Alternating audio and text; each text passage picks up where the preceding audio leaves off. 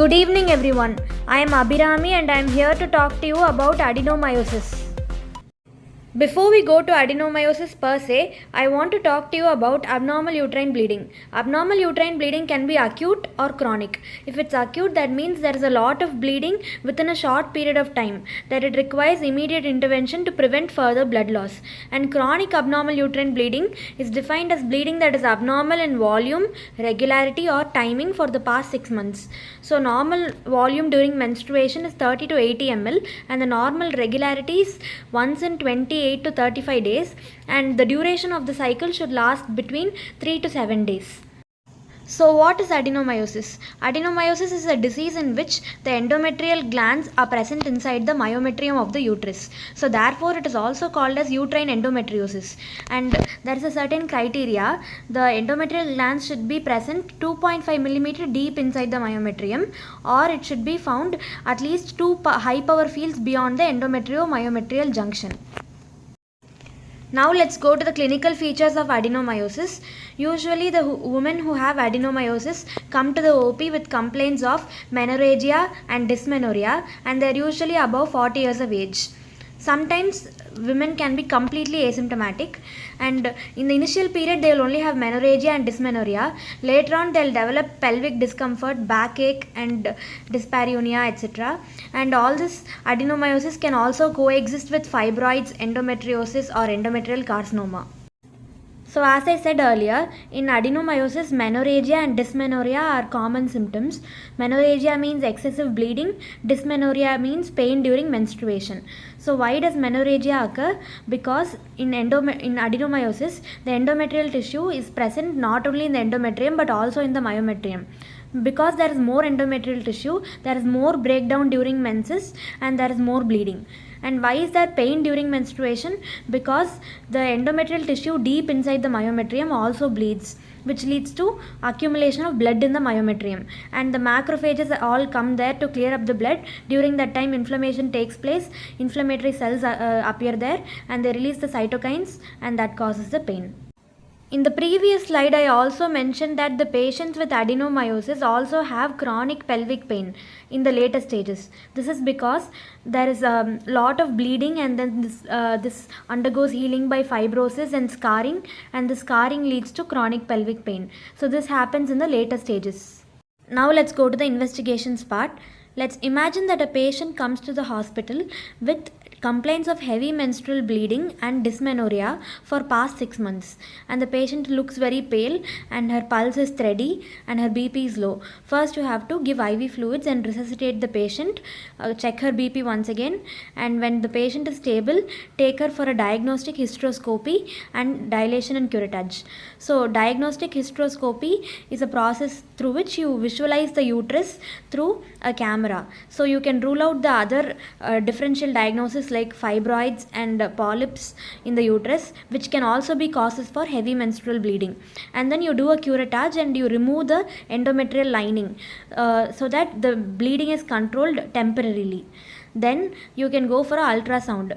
The ultrasound shows hypoechoic areas in the myometrium with uterine enlargement, which can be symmetrical or asymmetrical, and there can be subendometrial halo thickening. I'll explain this in the next slide. And one more thing is, MRI is much better than the ultrasound. These days we use the ultrasound to diagnose the patient because diagnostic hysteroscopy and curettage is a very invasive procedure. So ultrasound can be used to diagnose the patient. On the left side of this slide, I have shown a picture where there is dilation and curettage being done, where you remove the endometrium using the curette. On the right side, I have shown the ultrasound of a patient with adenomyosis. First, let me explain this. In the center there is the endometrium, and then in the surrounding that is the myometrium. So in the myometrium there are two hypoechoic areas that denotes the endometrium which is present in the myometrial region. So that is the adenomyosis, and there is this area which is the subendometrial halo. Usually it will be thickened in a adenomyosis. Subendometrial halo is present in the junction between the endometrium and the myometrium, and the uterine enlargement can also be noted in the ultrasound.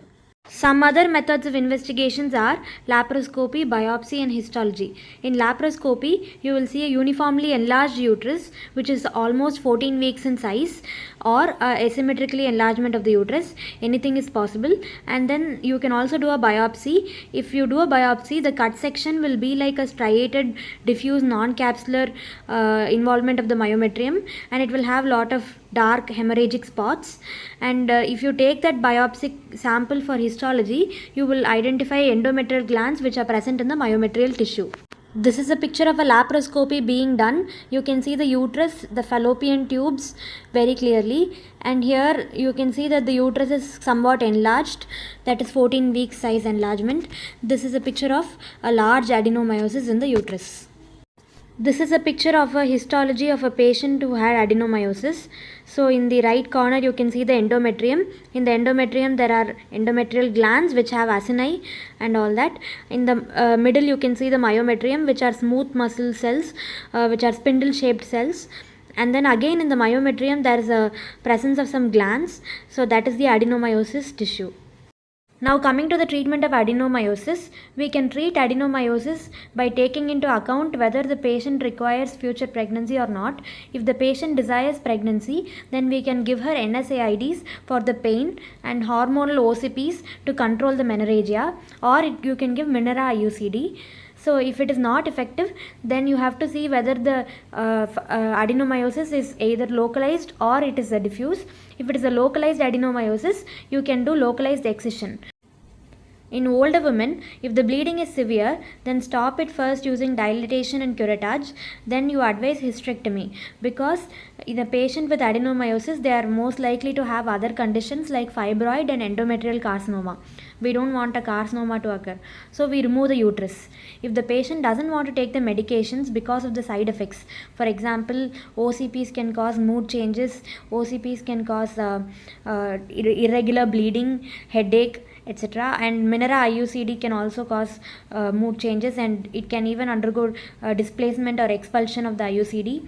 So all this can happen. And if you give GnRH antagonist, the patient will have reduced bone density and menopausal like symptoms, and they can have digestive problems. All this can occur. And if you give GnRH analogs, then there can be an increase in symptoms at first before the symptoms start to decrease. And there is one more drug, danazol. If you give danazol, hirsutism like symptoms can also occur. Sometimes patient will not want hysterectomy also because it goes against their values, or because the family members don't want to do it. So then you can go for a procedure called TRCE. TRCE is transcervical resection of the endometrium. And in this process we use a hysteroscope, and then we use a heat from the laser to destroy the uterine endometrium completely. And the indications for this procedure are: there is abnormal bleeding and the patient does not have any relief from medical therapy, there is no endometrial carcinoma, and the uterine size is less than 12 centimeters with a completed family, that is, they don't desire for future pregnancy. If all these indications are met, then the patient can undergo TRCE, which gives a temporary relief for about 2 years. This slide is a revision of the treatment part of adenomyosis. So if there is a young woman who desires future pregnancy, we go for medical management, that is giving NSAIDs, OCPs, or Minera IUCD. If all this doesn't work, we can go for a localized excision of the adenomyosis.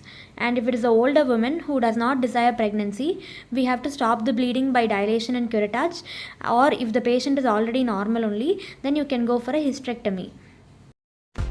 Thank you for listening to me. If you like this video, please like, share, subscribe and comment on it. If you have any doubts, you can mention in the comments. Thank you.